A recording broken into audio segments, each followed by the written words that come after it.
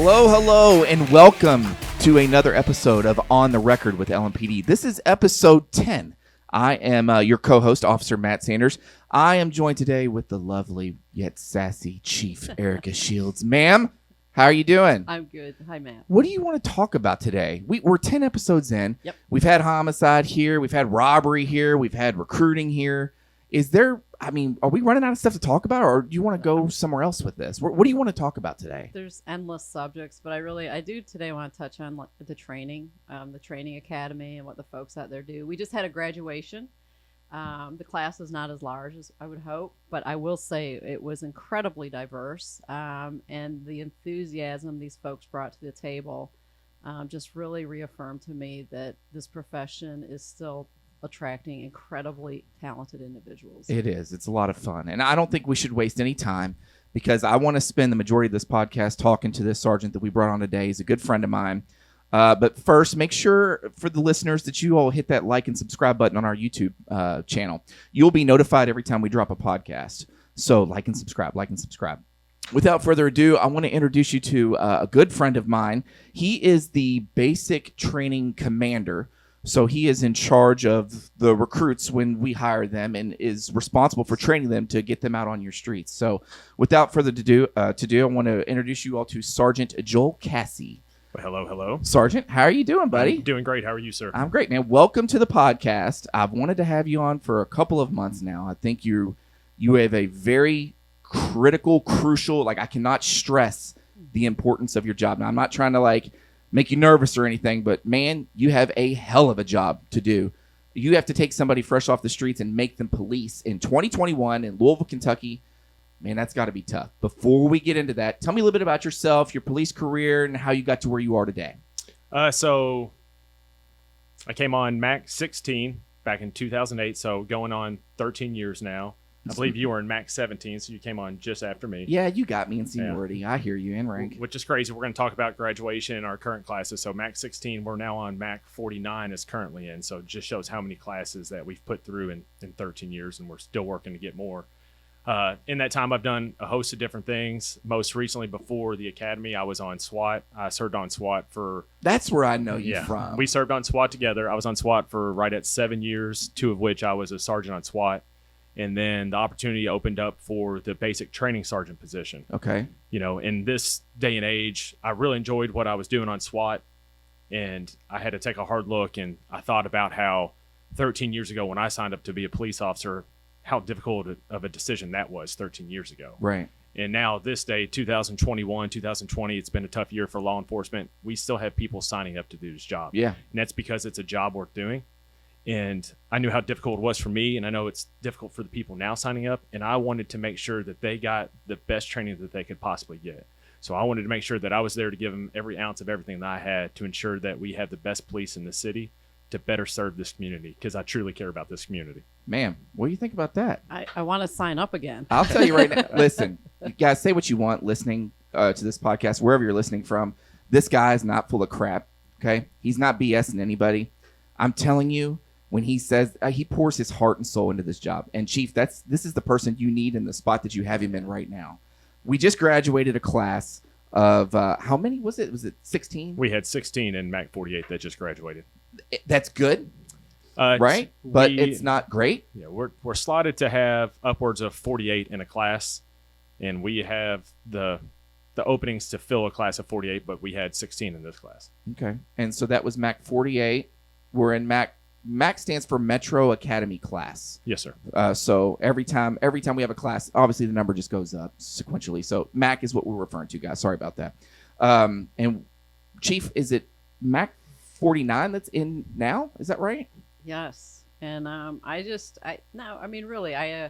joking aside, is the enthusiasm that you bring is just so important, because I think that the worst thing that we can do at the academy is bring out potential future police, and introduce them into a dour environment that, somehow we've always associated being disciplined with not having a personality or not being extroverted. And the reality of it is, if we want these folks to be strong communicators with the community, then we have to be communicating with them well from day one.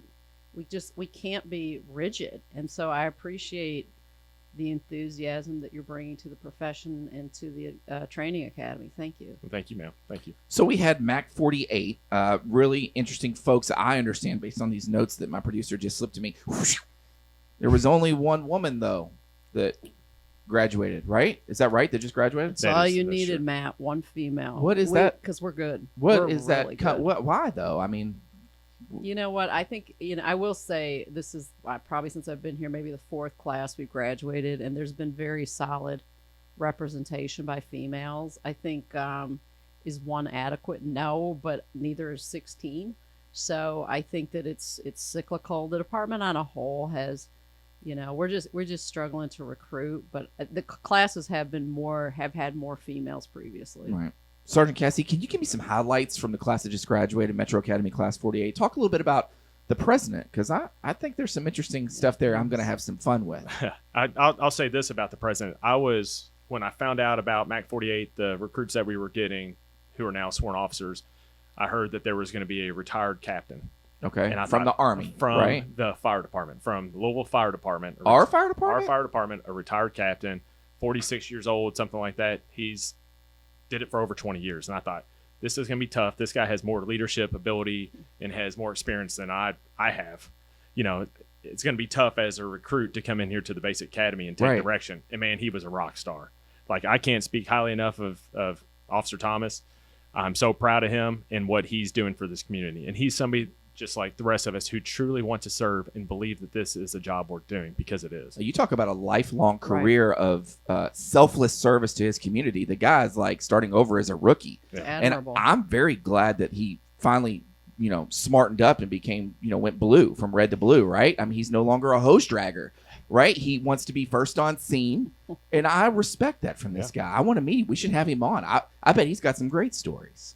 Anything else with this class that you can think about? Yeah. So in the small class of 16, I can think of 3 off the top of my head that were born in another country. We had one from Kenya, we had one from the Ukraine, and then help me out. There was another one. I think it's Liberia, right? And another one from Liberia. That's one was crazy. Actually born in a refugee camp in Kenya. That is amazing. How awesome for these individuals to come here and understand that what this job means to us as a community and to want to serve this community. It sounds like we're hiring, we're aspiring to hire the right people, Chief, because we are a melting pot. The police department, you've said on previous shows, that should be a melting pot of their community. We should mirror the differences that we have, and we're hiring people. There's a refugee camp in Liberia. I mean, what do you think about that? So I'm that's just good. thinking too, it must have been just really fascinating, the conversations in the class, because with backgrounds that diverse, it must have been really rewarding for the folks who are from the U.S. to hear this, because what a different journey. No, yeah, it's probably even better for them in training, because some of them have been in their own culture. I told you not to say that word today. I can't say it. But to have recruits from different places and they're learning just from each other, how valuable that is. Right. Yeah. Just within your own group of individuals to learn from one another. It's great. pretty awesome. It's like they're coming up together, right? Yes. It's amazing. And we need more of it. The more diverse our police department is, the better we are overall, period. Let's delve into it. We talked about the previous class, right? Yep. We got some slotted down the road. We'll talk about that later. But I want to get into your job, your daily job. I want you and the chief to kind of talk about what your responsibilities are. So, ma'am, you want to take it from there and talk about just kind of like, what he does. I'm going to tell you what you do, okay? Well, you know what.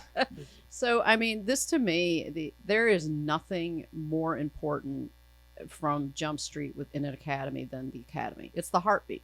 If we're not training properly and we're not providing an environment that is fostering professionalism, then it's not reasonable to think in somebody's career 10 years out that this is going to work out well. And so what you all are doing out there under your leadership is you're setting the tenor for these new hires of this is what we expect from you.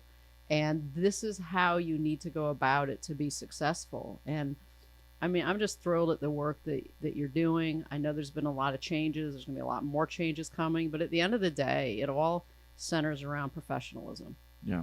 So you have a big responsibility of kind of keeping up with the times, right? Because if you were in your same position 20 years ago, you would not teach the way you're teaching now. I mean, policing evolves constantly as our communities grow, right? And your primary function is to create these well-rounded officers. Can you talk a little bit about that? Yeah, I think you kind of hit it there of things change, reasonableness changes, expectations change. Right. So it's on us to change as well. We can't continue to do the same things over and over, and that's unreasonable. So part of what we're doing is, and part of the reason I made it to the academy was I want to be a part of the change. Yeah.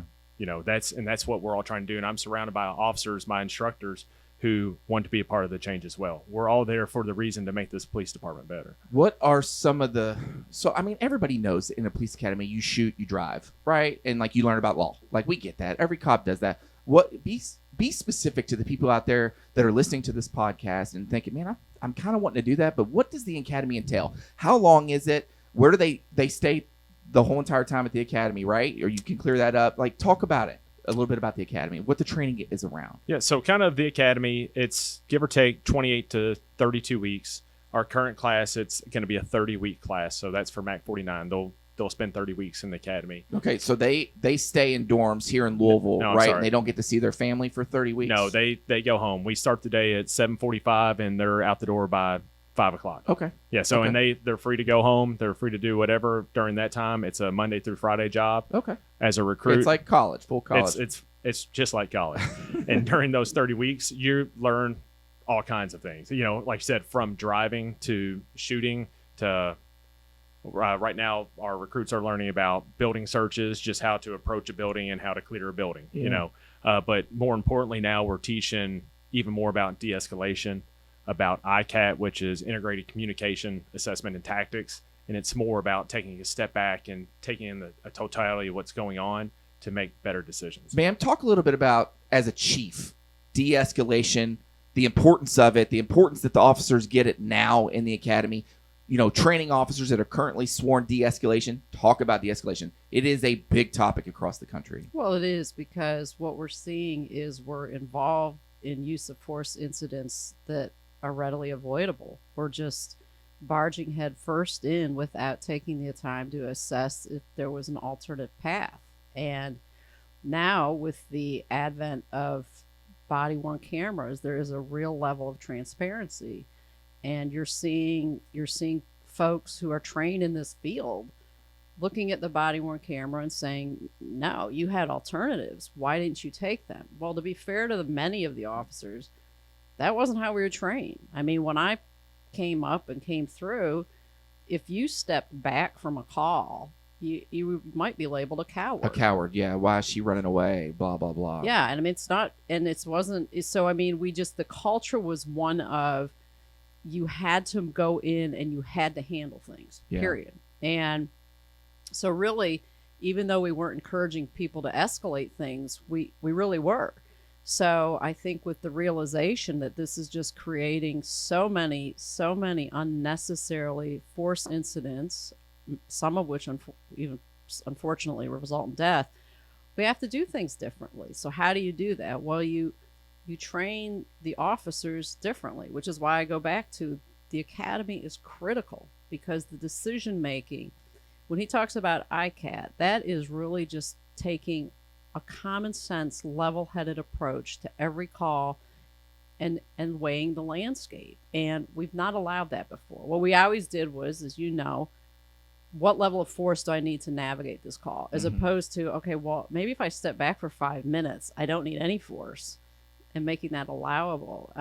That's, of course, obviously a very simplistic approach, but what I'll say is, if we're going to get law enforcement out of this space where we are continually being seen using force where we don't need to and using it in a manner that is wholly inappropriate, we've got to start with the fundamentals and how is our thought process from the time we got on a call. And you know this, how many times did you just run headfirst in a call and thought process wasn't even a part of the process? Right, your tunnel vision. Yeah. You're just like, I have to not be a coward. I have to fix this right now. There you go. As opposed to, instead of looking at the problem from 50 feet, looking at the problem from 5,000 feet, understanding the totality of the circumstances. Maybe removing yourself is best for everybody involved. Right, Joel?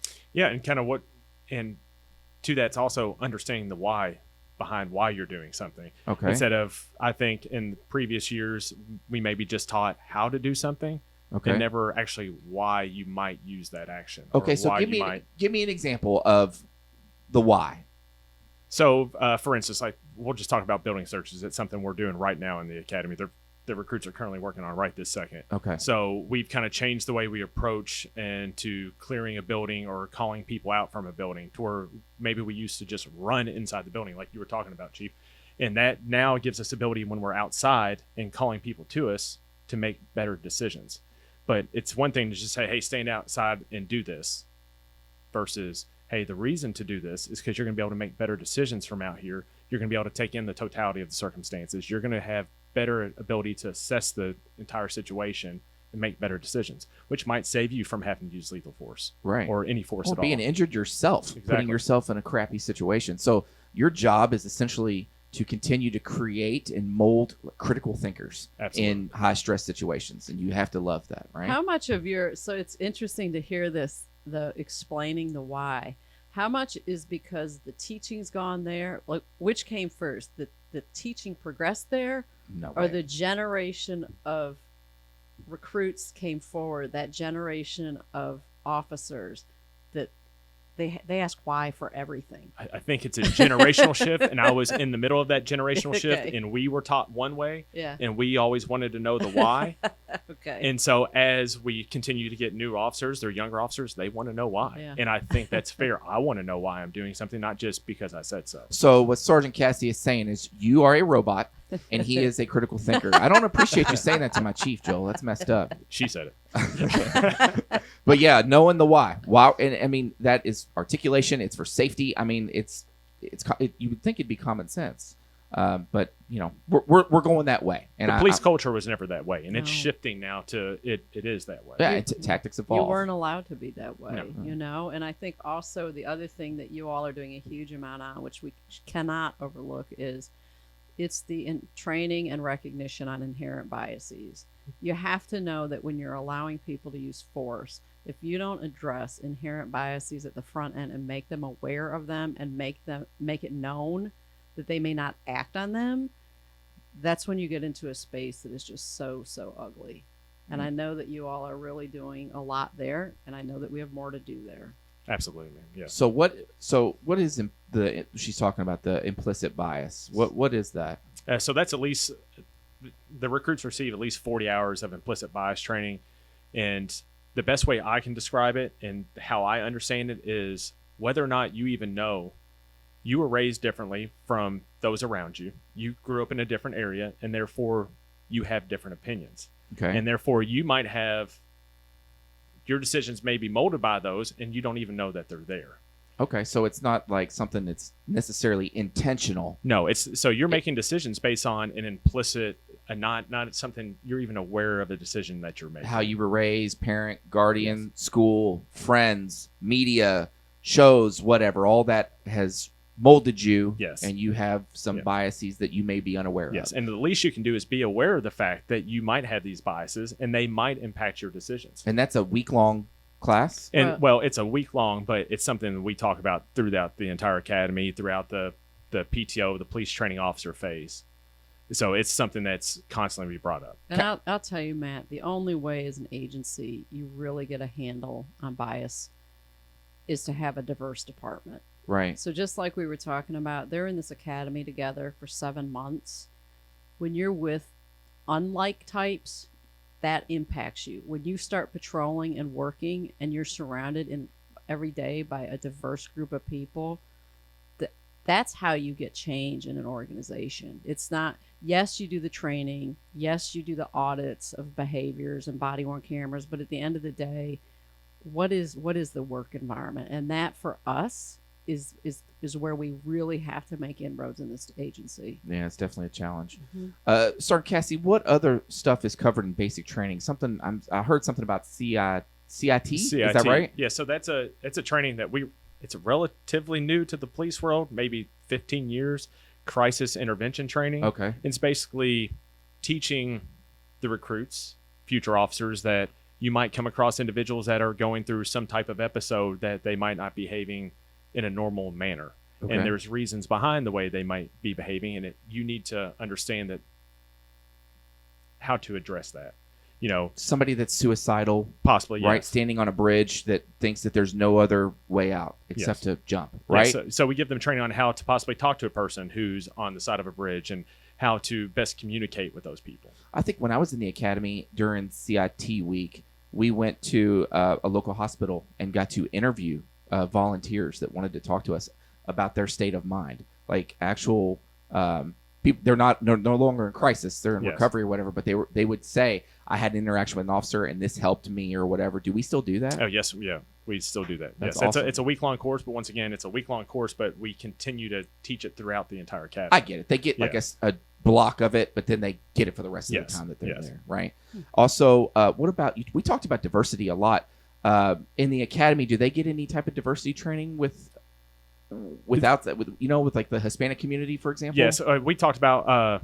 Yes, we have a Spanish, not a immersion class, but a class in which they come in and we teach them very loose Spanish. You're not going to learn that much in a week, right? But during that time, we'll bring in members of the Hispanic community to come and talk to the recruits. Oh, cool. Yeah, so I mean, they get some exposure to the Hispanic community through that, but I mean, there's always room for more. We need to do better about reaching out to all members of the community and spending more time with them. Well, ma'am, it's not just the Hispanic community that we have here. We have officers from earlier Liberia and Ukraine and stuff.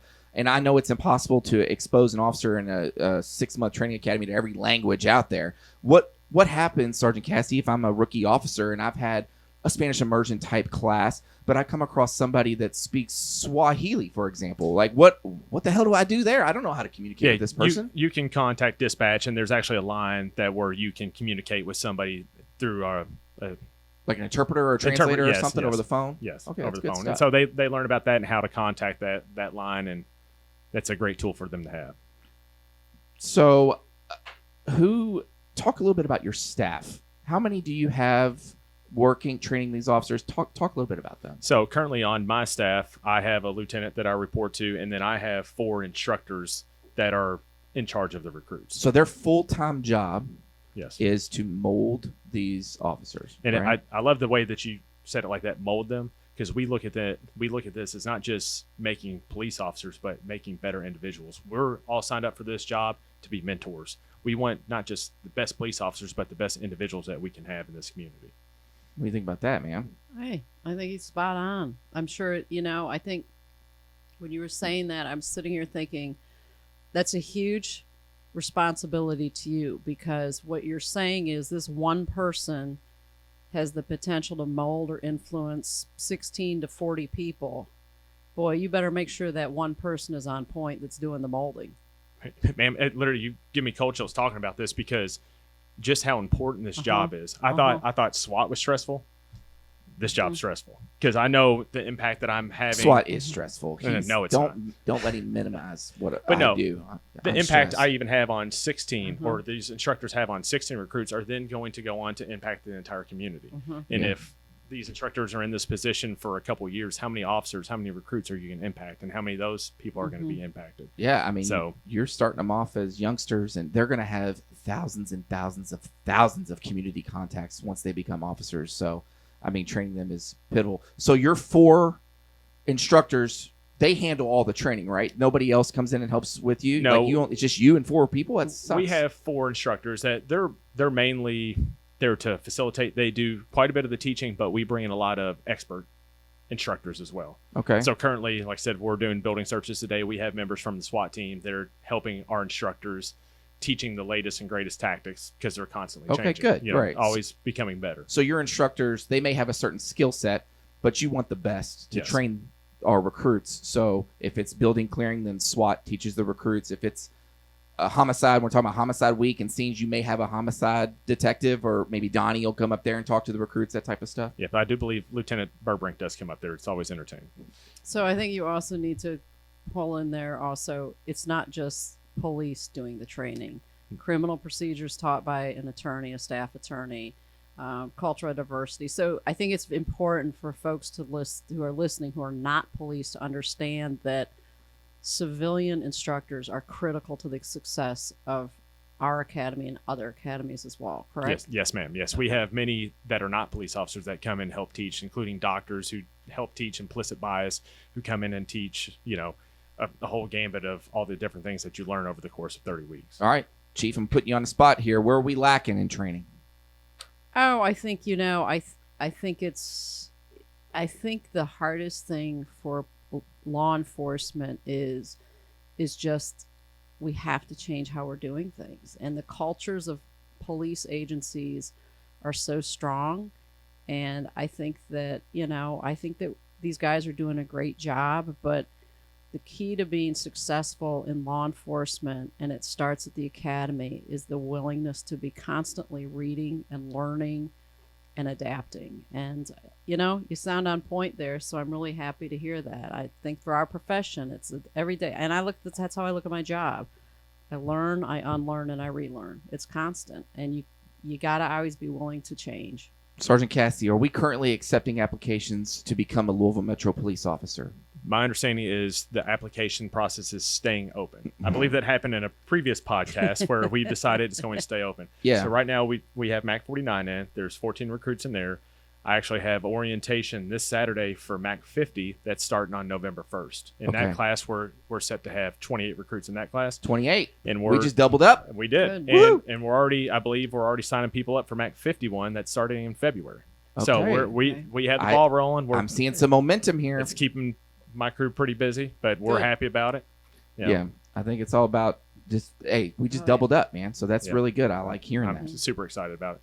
Chief, what is your message to your officers about, they always hear manpower across the country. It's hard to get officers to stick around and people are leaving the job for other jobs. And what's your message to the officers about manpower and our hiring process and what we're doing? So what I would say to the officers is the same thing I'd say to the community, that you are the best recruiters that we have. The reality of it is, and you heard Sarge mention this, is you want people who are invested in the community. That means the people who are here, who have family here, who have folks that care about this city.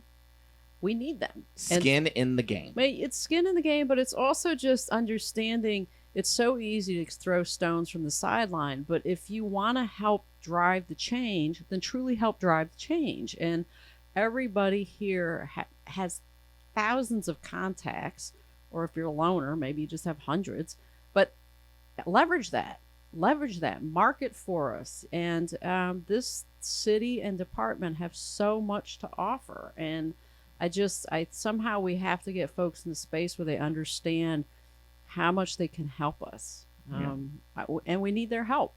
And then in turn, how much they can help the community. Oh, for sure. I mean, what you're doing is you're investing in the community, and it's feeding off of one another, and it's all, it's helping the entire growth process. And I can't say enough for what you and your staff are doing. I know it's a huge lift, and it requires an enormous amount of dedication. So thank you. Thank you, man. Joel, thanks for coming on, brother. You have a crazy difficult job, but I also know it is probably one of the most rewarding positions on this department to see somebody come in off the street and then to graduate them 30 weeks later. So I know that's super rewarding, and you're the best person for it by far. Well, I appreciate it. I truly do. Thank you. Thanks for listening, everybody, to our 10th episode of On the Record with LMPD. Make sure you hit that like and subscribe button so you get updated every time we drop a podcast. It's your community. We want you to be involved and listen. So, ma'am, that's it. Thank you, Matt. We will see you all next time on the record with LMPD.